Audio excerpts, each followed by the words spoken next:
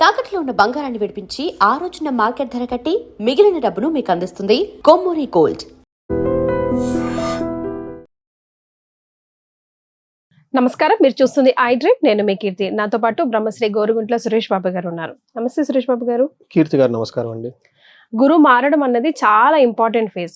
Of course ద్వాదశ రాశుల్లో కూడా చాలా ఇంపార్టెంట్ ఫేజ్ అని, మంచి చెడు ఒక్కొక్క రాశికి ఏం జరగబోతుంది, ఎలాంటి చేంజెస్ రాబోతుంది, ఉంటే 1 year పాటు వారు ఉంటారు కాబట్టి ముఖ్యంగా ఈ 1 year పుట్టే పిల్లలకి చాలా చాలా విద్యా బుద్ధులు అలాంటివన్నీ బాగుంటాయని వింటున్నాం. మరి వాళ్ళకి ఎలాంటి వాళ్ళకి అన్ని తెలుసుకుందామండి ఒకసారి. సో ముందుగా మేష రాశి వారికి ఎలా ఉందో తెలుసుకుందామండి. సో ఈ గురువు మార్పు వల్ల మేషరాశి వాళ్ళకి పెద్ద అప్స్ అండ్ డౌన్స్ అయితే ఏముండవండి, నార్మల్ గా ఉంటుంది. లాస్ట్ ఇయర్ ఎలా ఉందో ఈ సంవత్సరం కూడా అలానే ఉంటుంది. ఓకే, కొన్ని విషయాల్లో జాగ్రత్తగా ఉండడం చాలా అవసరం అండి. బట్ రిజల్ట్ ఓవరాల్ గా మిక్స్డ్ లేదా నార్మల్ గా ఉంటుంది. బట్ ఏ విషయాల్లో జాగ్రత్తగా ఉండాలో తెలుసుకోవడం చాలా ఇంపార్టెంట్.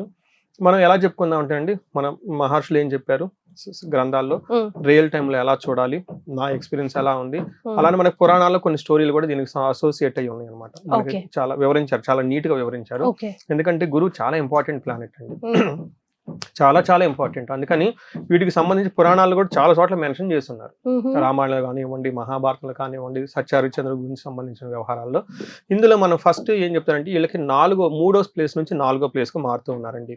గురువు 4వ ప్లేస్ లో ఉండటం అంత మంచిది కాదు. ఇంటికి సంబంధించిన వ్యవహారాల్లో కొంచెం దూరంగా ఉండే అవసరం ఉంటుందని మనకు ఒక సమరీలో చెప్పుకోవచ్చు. అయితే మనకి ఫస్ట్ అందులో సంస్కృతంలో మన మహర్షులు ఏం చెప్పారో చూద్దాం. యాచనం బుద్ధి చాంచల్యం తేజోహాని ధన వ్యయం దేశత్యాగం కలహం చతుర్థస్థానకే గురువు అంటారు. చాలా సింపుల్ లాంగ్వేజ్ అండి.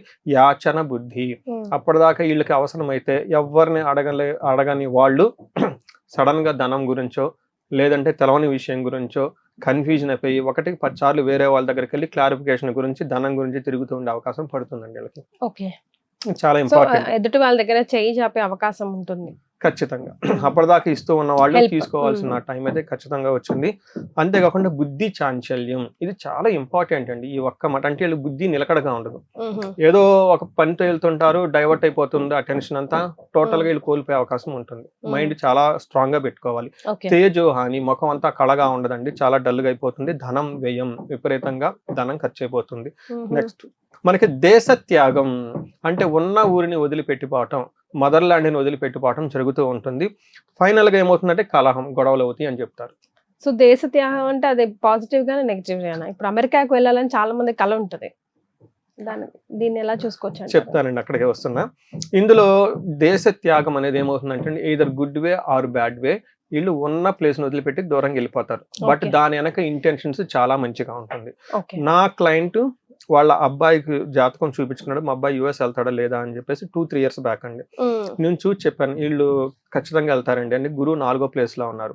అయితే ఏమైంది, ఇక్కడ నుంచి వెళ్ళారు యుఎస్, అక్కడంతా వాతావరణం కొత్త, స్లీపింగ్ అంతా డిజార్డర్స్, తర్వాత అక్కడంతా చాలా స్ట్రగుల్స్ ఇనీషియల్ గా వాతావరణానికి అడ్జస్ట్ అవ్వటం. అదంతా ఏమవుతుందంటే ఈ టైంలో ఒక మంచి పర్పస్ ద్వారా ఇల్లు వదిలిపెట్టేసి దూరంగా వెళ్ళిపోతారు అని చెప్తారు. మనకి ఒక స్టోరీ కూడా ఉంటుందండి ఇందులో. ధర్మరాజు తర్వాత వీళ్ళకి మోస్ట్ ఇంపార్టెంట్ బుద్ధి చాంచల్యం అండి, ఉన్నట్లు ఉండరండి, మైండ్ ఏదో డైవర్ట్ అయిపోతూ ఉంటుంది అనమాట. మనకి ధర్మరాజు జోదం ఆడి తన రాజ్యాన్ని అంతా కోల్పోయినప్పుడు వాళ్ళ జన్మ జాతకంలో గురువు 4వ స్థానంలో ఉన్నారని మనకి చెప్తారండి. అలానే మనకి సత్య హరిశ్చంద్ర కూడా చూడండి, ఆయన ఇన్నోసెంట్ అండి, పాపం రాజ్యం మీద కూర్చొని తన చేసుకుంటూ ఉన్నారు. ఎవరెవరో పందెం పెట్టుకొని వాళ్ళ పంద్యానికి ఈయనని టెస్ట్ చేయడానికి వచ్చి పాపం ఈయన్ని బయట తీసేస్తారు. ఉద్దేశం మంచిదే, అతని యొక్క గొప్ప నీతిని టెస్ట్ చేయడానికి వచ్చారు. అలానే ఇక్కడ ధర్మరాజు కూడా తన intentions are very good, but వేరే వాళ్ళు ప్లాటింగ్ చేసి తీసేశారు.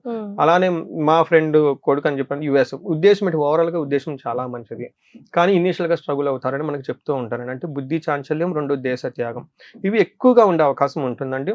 ఓవరాల్ గా చూసుకుంటే వీళ్ళకి తటస్థంగా ఉంటుంది, అంటే ఒక గుడ్ రీజన్ తో వదిలిపెట్టి వెళ్ళిపోతారని మనం చెప్పుకోవచ్చు. బట్ ఇది ఓవరాల్ గా చూసుకుంటే ఛాలెంజింగ్ గా, కేర్ఫుల్ గా, భద్రంగా ఉండాల్సిన టైం.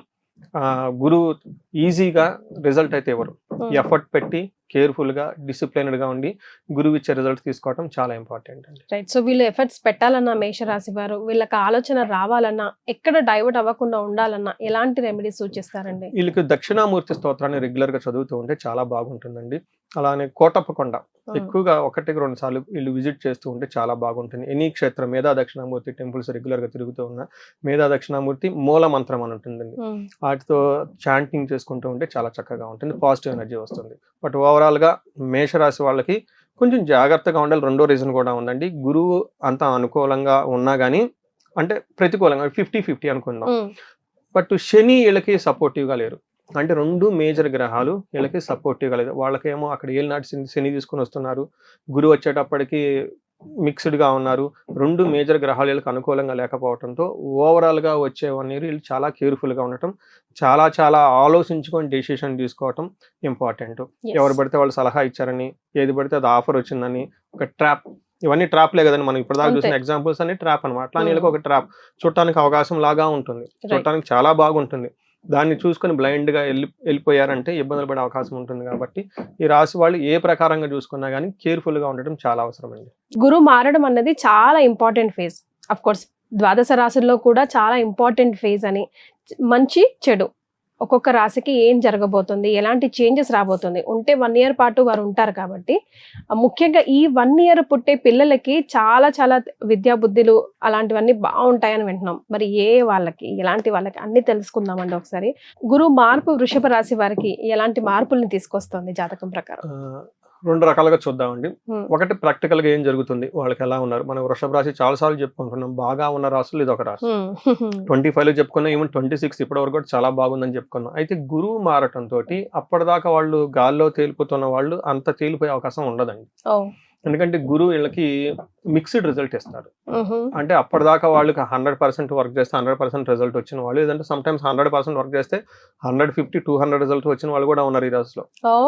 ఇట్స్ వెరీ గుడ్, చాలా బాగున్న రాశి ఒకటి. చాలా మందికి పెళ్లిళ్ళు అవటం కానివ్వండి, ఎంఎస్ లాంటి గ్రాడ్యుయేట్స్ అవన్నీ యూఎస్ లో చేయటం ఏంటంటే కొంతమందికి జాబులు ఆపర్చునిటీస్, డబుల్ ప్రమోషన్స్ వచ్చిన వాళ్ళు కూడా చాలా మంది ఉన్నారు. నా దగ్గరికి అండి మాది జాతకం బాగలేదండి, మీరు చెప్పినట్లు లేదండి అన్న జాతకం చూపించుకోవడానికి వచ్చిన వాళ్ళను నేను మళ్ళీ కొన్ని క్వశ్చన్లు అడిగితే ఫైనల్ గా బాగుంది కదంటే మరి ఎందుకు బాగలేదు అనుకున్నా వాళ్ళ మైండ్ సెట్ ఏంటంటే బాగలేదు ఇంకొకటి ఏంటంటే వాళ్ళకి ఏదో కావాలని ఉంటుంది బియాండ్ ఎక్స్పెక్టేషన్స్.